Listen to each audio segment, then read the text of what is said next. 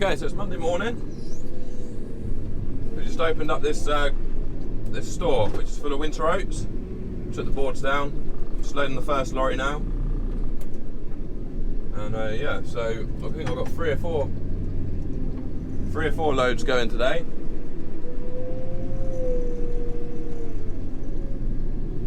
So there's definitely a fair few loads in there. The farm's full right up. Well, one side of it is anyway.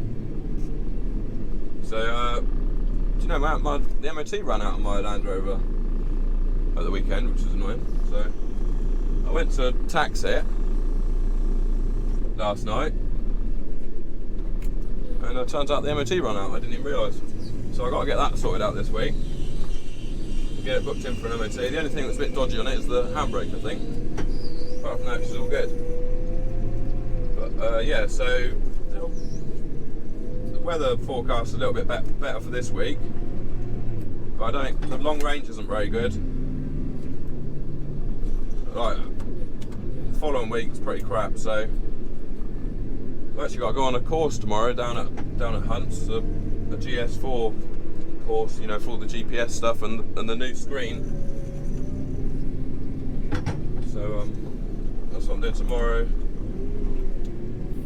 Well, if the weather's going to stay unsettled, one of the things I want to do is go and get the 3350.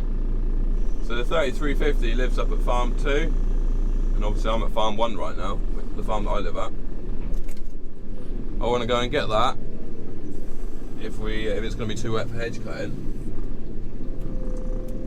and I'm going to go over it with a steam cleaner. It probably hasn't been washed in about 6 years, and we'll make a list of things that she needs and spend a bit of money on it, doing it up and stuff. So that'd be nice.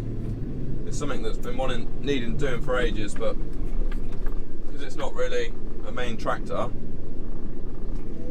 it just sort of gets put in the back of the shed and left. Right, so I've just hitched up the Richard Western 14 tonner. Not the one I washed. This is the other one that hasn't been washed yet. Fill up with barley that I rolled last week, and I'm just going to take it up to Farm 3 and tip it in their feed shed. I had a question in the comment section about a problem that somebody's been having, and it's something that I had as well. It's when you're reversing up to the trailer, it's really hard to see the hook, and if you lift your bum up to look over the back of the seat, the tractor stops because it knows you're off the seat. But what I'd done this morning was when I was reversing up to the trailer, I twisted the seat right round so it was able to look past this bit, and I was actually able to see the hook, so that's good. So hopefully that helps, because I was actually thinking about getting a mirror on the back window so that I could look down and see the hook like on the JCB, but I don't think I'm going to need that now. So like I said, I'm on my way up to Farm 3 to tip this rolled barley. Got sun in my eyes, makes a change. But I've actually got the tensioner pulley and the two idlers for the 6150R for that auxiliary belt. I'm not actually going to fit them myself. Hunts are coming out to it this morning, so I'll get them to fit it. They might as well. They only take 5 minutes, so they might as well do it whilst they're there. But it's actually got to have the 6150R has actually got to have a new turbo, so that's not so good.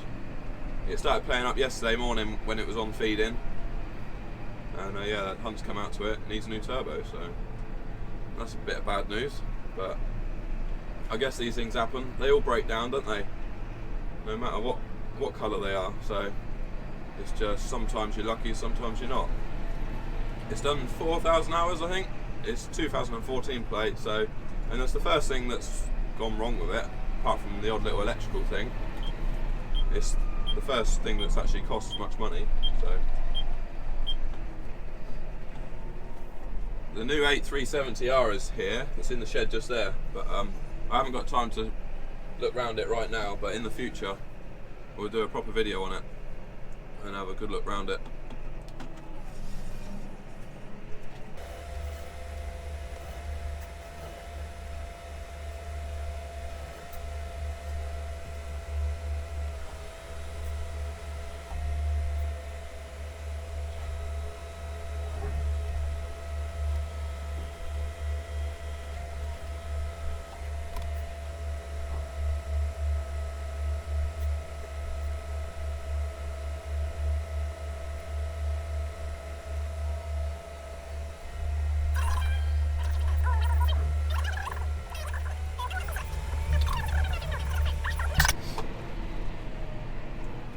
Okay, so it turns out that John Deere are actually going to cover the cost of that new turbo, which is good. So basically it's covered under a PIP, which is product improvement.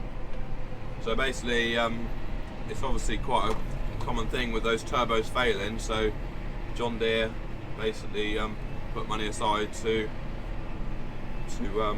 replace on fail sort of thing. You know, when they fail, John Deere will cover the cost of replacing them, so it's good. You know, that's another reason why we stick with John Deere, is because they do like to look after the customer. So it wouldn't have been a cheap bill to pay for that. So that's good. So what I'm doing right now is negotiating a car on a country lane on my way up to Farm 2. We've got a few tons of feed barley up here that I'm just going to collect and take it back home to Farm 1 and put it in with the rest of the feed barley. So just a bit of a clear up job really this morning.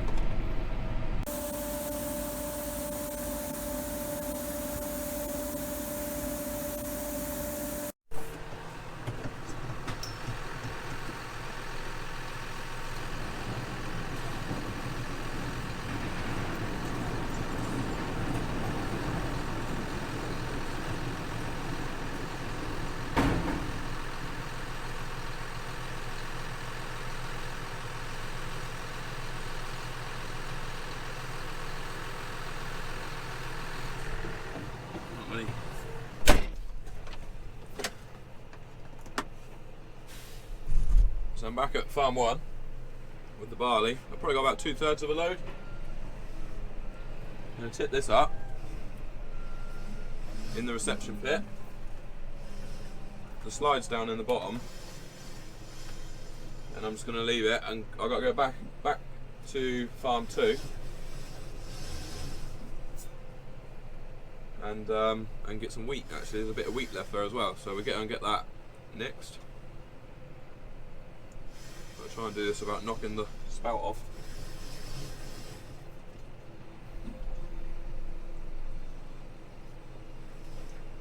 Should just about go up the side of it. By spout I mean the unloading spout, you know what I load the lorries with.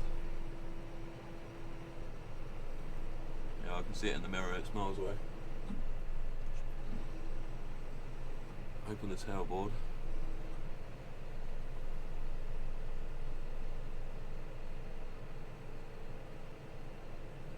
Job's good. Zip up a bit more, make sure there's nothing left in there.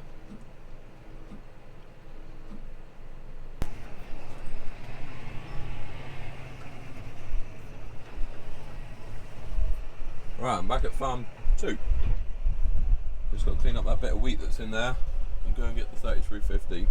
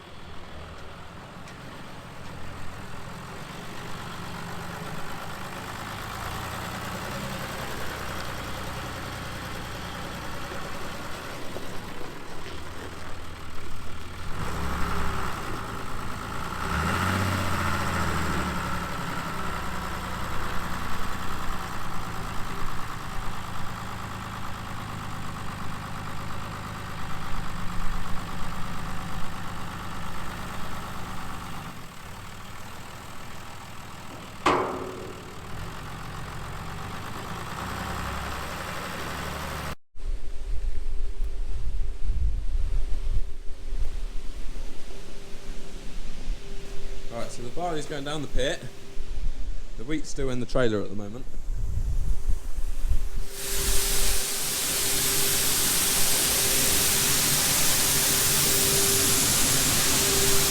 Barley's going up here, or up that one.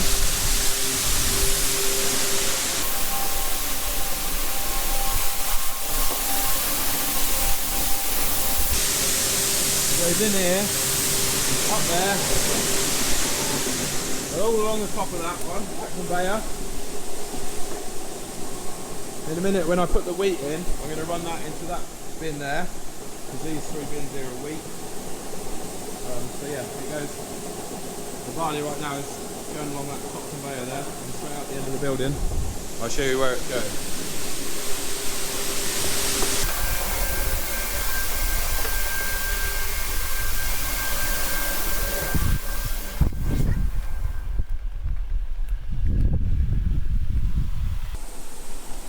Where the barley's going. In with the rest of the feed barley. Could just about fit in here quite easily. There wasn't enough room to tip, just reverse the trailer in here and tip, so I thought I'd put it in the reception pit and run it through the system. Happy days.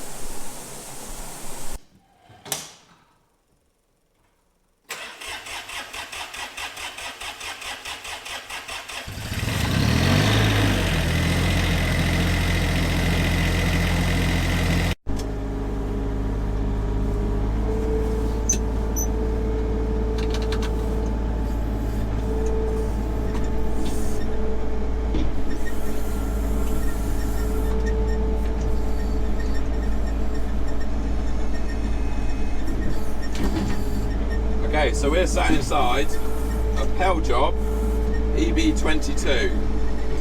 So whether that's like 2.2 tonne, I don't know. It'd be around 2 tonne digger. 1989 this thing was built, so it's the same age as me. And it certainly shows it. It's a bit loose. Everything, the controls are aren't very responsive. I mean, I might just be making excuses, but yeah, it's certainly seen better days. But it does the job, you know. There's no point in buying a new one because we only use it a few times a year. So what I'm doing is, that's the dust shed there. All the dust goes in, gets blown into there from the grain store, and it all gets a bit crappy around here from where the dust, some of the chaff blows out all over the floor. It's road planing to what was on the floor.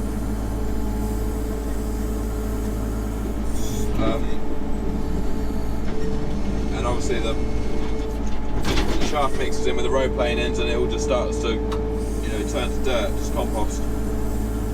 So I'm just scraping off the top. Well, there's actually a lump of concrete there.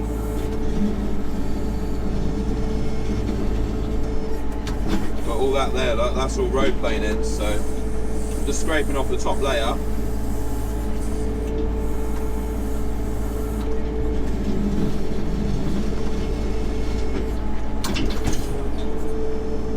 And just tidying it up, really. I don't know if I don't think I need to lay down any fresh ones because I bet all I'm doing is scraping off the top.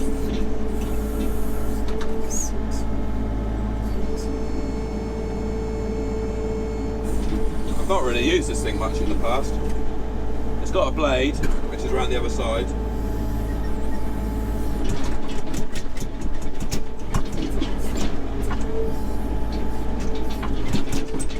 Put the blade down.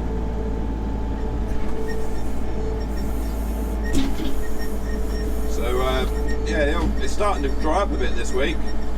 The puddles are starting to dry up in the yard. Fields are still pretty wet, but you know, I think if the weather was going to stay dry into next week, we would have probably done something next week. We've got the cultivator out in the fields, but that's not what the forecast is saying. It's saying it's going to turn back unsettled next week, so which is a shame. Be nice to get on and drill something.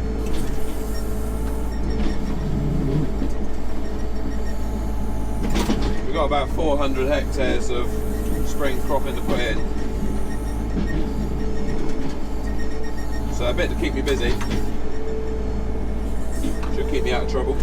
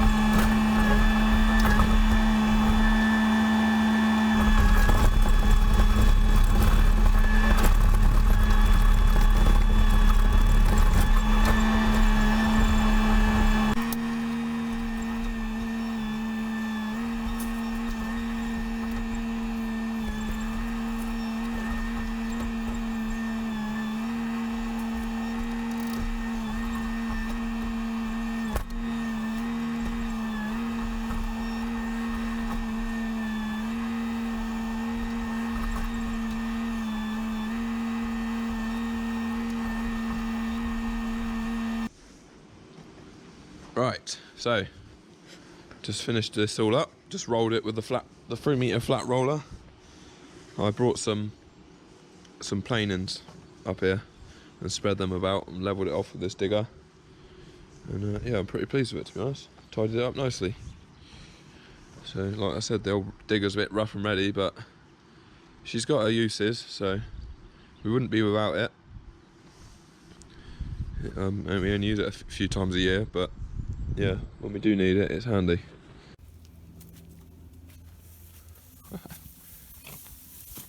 A load of sheep in here, that. Load of ewes. Waiting to lamb. Yeah, they're looking a bit round. At least they got a nice clean bed.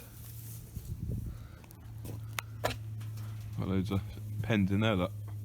Ready for when they lamb. I've just been doing a bit of spraying around the yard with a knapsack sprayer. And we've got some lambs in here. Yeah, there's a few in there, look. Several. Huh. Oh, they're up there as well. Eric, get out. They won't like you.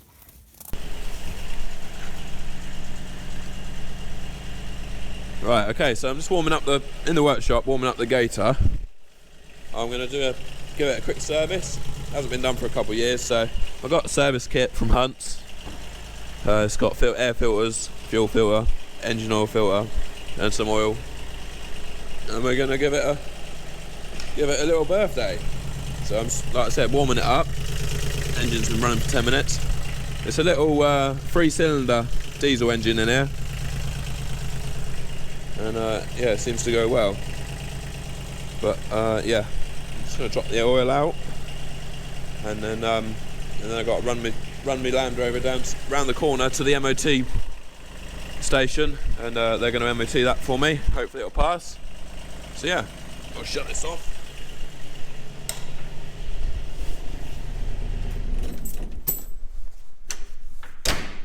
I'll quickly drop the oil out of it. Truck's outside warming up, ready.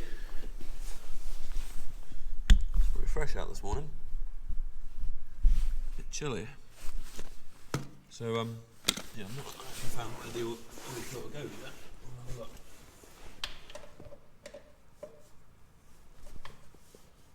Yeah, I haven't serviced this for a couple of years. It's just coming up to 600 hours. Should have put a rubber glove on. See what happens.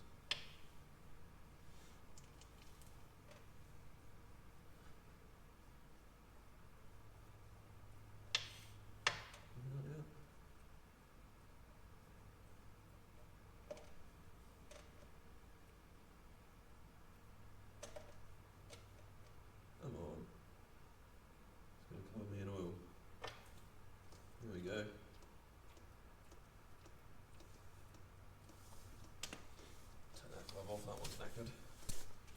Right, so I found the engine oil filter, which is in there. Don't think you can actually see, because I haven't got a torch. Let's see if I can twist it with my hand. Nope. Got these filter grips, look. I'll try and get them on it, but where am I going to stick the camera to? Doesn't really matter because you can't see anyway, can you? Stick it upside down there. Wait there a sec. Don't fall off.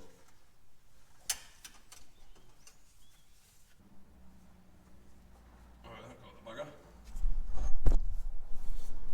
Tip your back up the right way. There he is, look.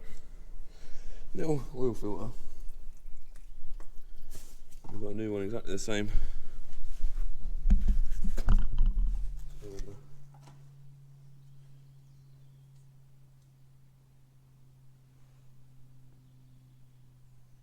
So other than changing these filters, I'm going to check all the lights. See if we can get this back in. Check the lights. There's several grease nipples on the suspension and stuff like that to do.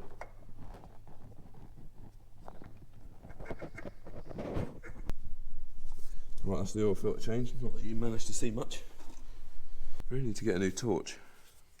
I did have a Draper one, the Draper LED magnetic one, but it's packed up, so I'm going to torchless at the moment.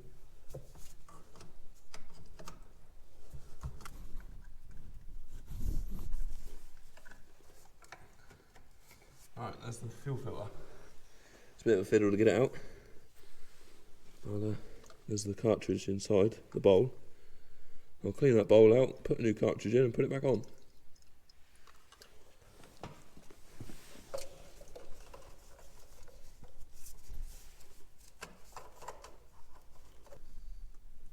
There we go, fuel filter. Finally on and tight. Turn the fuel back on. That was a bit of a pig to do, that was. No, not really any room to get your hands in there. It's all a bit tight. I'm guessing there's a lift pump somewhere. We'll pump some fuel through. Right, we'll do the air filter. It's in the cab under the seat. So it looks like on the back of the engine there's an electric pump for the fuel, so you should just be able to turn the ignition on. And it'll fill the filter up with fuel, so that'll be simple. Stick these little air filters in these are for the air that goes into the engine. Squeeze them in there a bit. Fits on there.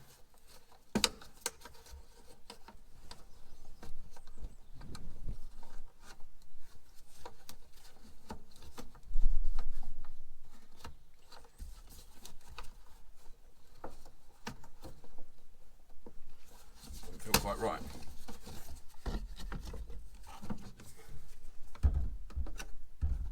He's in there. Now he's in. That feels a bit better.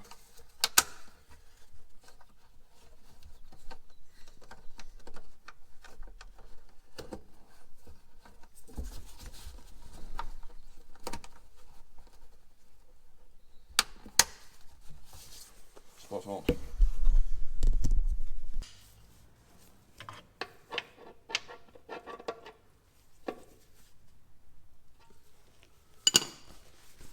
That's the oil drain bung back in. Right, a bit of John Deere plus 50 in the top. This is the same oil as what we put in the tractors, in the tractor engines.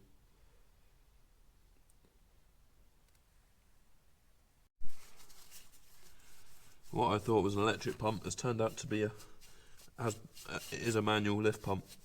I'll show you down here. Oh. A little round unit with the pipe going into it. There's a little lever. I'll just have to pump, and it should fill the filter up. Like I said, it's all a bit tight in there. Oh yeah, there's a bit of fuel going in the filter now. Look. Job's a good one.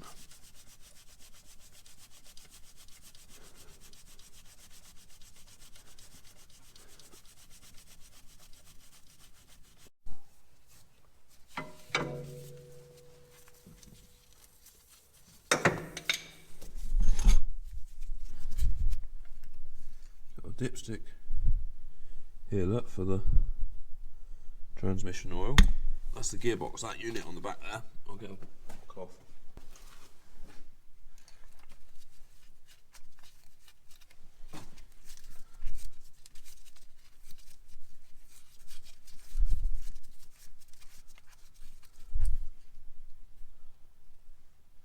Yeah, that looks good.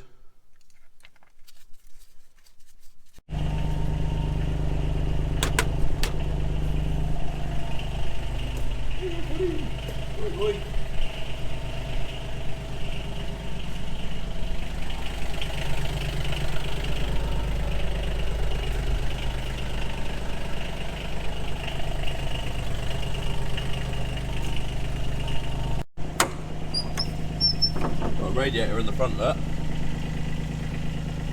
Electric fan in there. Brake fluid. Guessing that is expansion bowl for the radiator. Can't see anything in there. Oh yeah, I can. That looks good. Right, so the old truck failed its MOT, which I'm not overly surprised about, going by its age. But it's only done 350 miles, I think, since the last one, so it doesn't do a lot. So nothing too expensive. It wants a drop arm for the steering box, because that rubber is ripped there, and we can add here the steering, 2 more steering joints. Here, look. See where he's marked it? That rubber is perished, and same with the one on the other end. So I'll just get 2 steering joints, and then 1 drop arm. Because I don't think I can get just the seal. I'll get one of these drop arms that comes off the bottom of the steering box. So that's 3 things. And the last thing is oil on the rear brakes. There's oil on them, on the disc and pads, because this hub's leaking a bit, so I need to get a seal for that, or it might just be a gasket actually. Yeah, we get a gasket for that and clean up the brakes with some brake cleaner, and then we'll get it retested. I'll quickly show you my snorkel, what I put on yesterday evening. Yeah, there was already a pipe coming out of here from when the previous owner had a snorkel on it. It had a chrome one, but I didn't really like it, so I sold the chrome one, and now I've just put this black one on here. So it was fairly straightforward. Just connected up this rubber pipe to the existing pipe, bypass this. I did get a bracket that I can fix it onto here, but I thought as the pipe's already coming out the top, I'll just have it coming out there and then bolted it on there. Lovely jubbly. Right,